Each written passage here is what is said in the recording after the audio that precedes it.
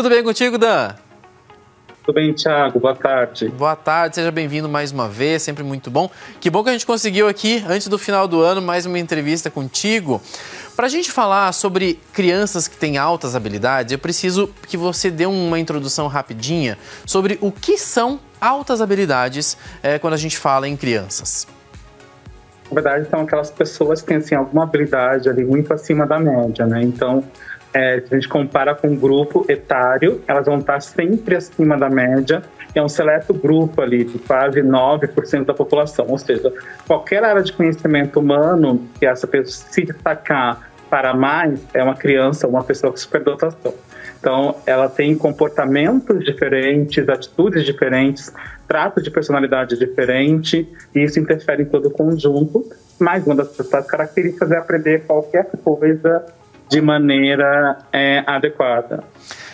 Uma das coisas que talvez as pessoas, agora você falou sobre essas questões, são aquelas crianças que aprendem mais rapidamente, que fogem um pouco do fluxo, que as pessoas ficam olhando para elas e elas conseguem tirar de letra muito mais rápido, é isso também?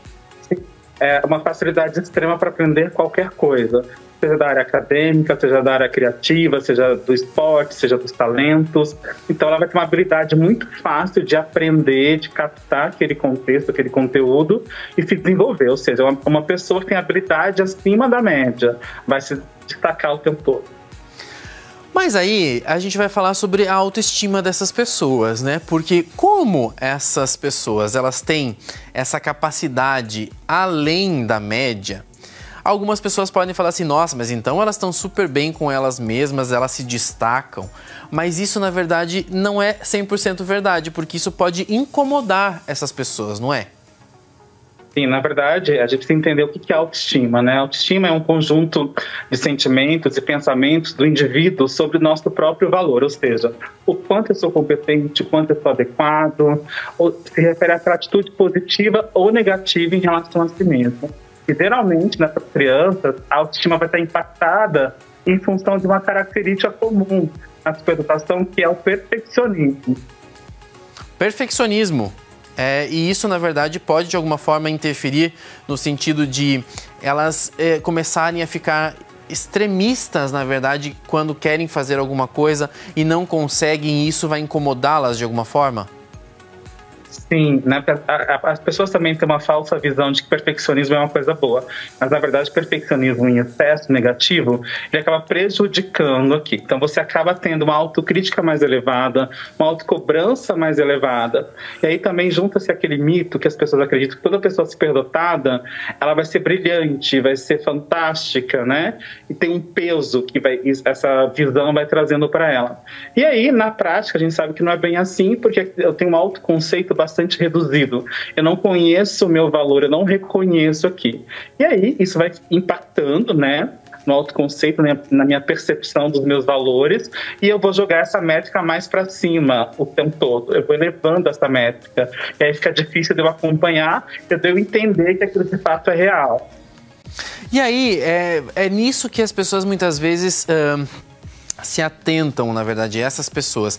Elas querem, ao mesmo tempo que elas são perfeccionistas, elas querem ser reconhecidas por isso, mas ao mesmo tempo elas querem ser pertencentes a um grupo. E a partir do momento que elas são além daquilo, elas começam a também ficar incomodadas e elas tentam mascarar um pouco dessas habilidades. Isso vai, entre aspas, machucando um pouco e vai bloqueando algumas situações, não é?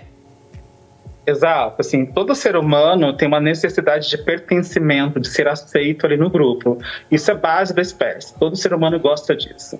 E aí, nesse grupo que eu me destaco muito o tempo todo, você acaba sendo apontado ali o tempo todo. Então você precisa atender as expectativas dos outros e as suas expectativas que já estão muito altas, e muitas vezes você não vai dar conta disso. E aí, em dado momento, especialmente na adolescência, a gente vai começar a camuflar essas habilidades que estão muito acentuadas ali, para que se identifique ali com aquele grupo, ou seja, buscando a aceitação, buscando pertencer, você acaba camuflando as habilidades, que também a longo prazo é muito terrível, né, para a saúde mental e saúde emocional. Então existe uma dificuldade de você se enquadrar, porque você funciona de maneira diferente, você produz, você aprende, você entende, você compreende muito mais rápido. E aí aquele grupo que está ali dentro da média, isso vai chamar a atenção.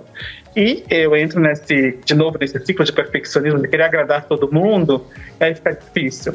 E aí eu me camuflando, minimizando, diminuindo as minhas habilidades para ser aceito, né, para pertencer àquele grupo, que não é muito fácil, porque assim, eu funciono de maneira diferente. Então, assim, eu preciso me conhecer para que isso não me impacte, mas eu vou ter uma tendência aqui a agradar todo mundo. E aí fica difícil, porque eu vou me esconder, eu vou camuflar o que eu tenho de melhor para ser aceito, em função do contexto social que exige isso. Eu vou usar um exemplo, você me corrija se eu estiver errado, tá? Vamos usar um exemplo aqui de uma criança que está ali no ensino fundamental, mas que na verdade aprende matemática de uma forma muito rápida e faz contas muito rápida, e aí ela percebe, ela sabe que ela tem capacidade para fazer tudo isso, mas ela percebe que o restante dos alunos, dos colegas, não consegue acompanhar no mesmo ritmo que essa pessoa tem, esse aluno tem. E aí ele tenta demorar mais para resolver o problema, ele tenta enrolar mais para se tornar uma pessoa que faz no mesmo tempo dos alunos, para não se destacar tanto e não ser o apontado como aquele que faz as coisas mais rápido e assim por diante. É mais ou menos isso? Exato, é isso. É muito comum isso ir acontecendo ao longo da evolução. Então, quando criança é mais difícil de você camuflar, mas quando adolescente, adulto, você vai fazendo isso. Tem relatos de grandes personalidades, médicos muito famosos no Brasil, superdotados, quando crianças eles erravam as provas de propósito, assim, tirava 10, ele falava, preciso tirar 5, então vai acertar 3, eles calculam o erro, a quantidade de erro que é possível, tá? Então isso acontece sim, e muito comum ali entre os 11 e 17 anos. Que interessante isso, né? Eu peguei esse caso assim na minha cabeça agora, nesse momento, porque eu acho que é bem comum, mais comum do que a gente imagina. E aí, tem lá um post seu que eu achei super interessante, né? Que para ajudar essas pessoas, na verdade, ou essas pessoas se ajudarem também, é importante esse reconhecimento do que se saber as suas limitações, conhecer a si mesmo. E isso faz com que essas pessoas consigam se identificar e talvez se ajudar nesse processo todo de autoaceitação e de autoestima. É isso? Exatamente isso, porque tem uma aprendizagem diferente, as pessoas já colocam ali que ela vai descobrir a nova cura do câncer, vai criar uma estratégia aqui para aumentar a economia de todo mundo, na verdade não é isso. Então, sempre o ideal é educar essas pessoas ali primeiro das suas forças pessoais, dos talentos, das capacidades, mas ser superdotado é ser, não é ter superdotação, você é. E aí você, como você mesmo disse, né, conhecer as suas dificuldades, as suas habilidades, as limitações, vai impactar na sua saúde mental de maneira efetiva. E aí você não vai ser tanto impactado pelo contexto social, pelo que todos esperam. Então não vai criar expectativas, porque quanto maior a expectativa, maior a frustração. E tem frustrado, infelizmente, nós sabemos que vai ter sérios problemas aí de relacionamentos, de produtividade, né? Então, o mais importante é se reconhecer como superdotado, como qualquer superdotado ou não, para o ser humano é importante entender quais são as suas habilidades, quais são as suas dificuldades e, acima de tudo, aprender a dizer não para o outro, não estar disponível o tempo todo, não tentar agradar o outro o tempo todo, não atender às demandas do outro o tempo todo. Muito, muito bom. É sempre muito gostoso a gente conversar, trazer essas informações para quem está em casa nos acompanhando. Eu quero agradecer demais a participação mais uma vez e desejar um excelente Natal, um excelente final de ano para ti, Dan. Obrigado pelo convite, Thiago. É sempre bom. É um prazer estar aqui com vocês.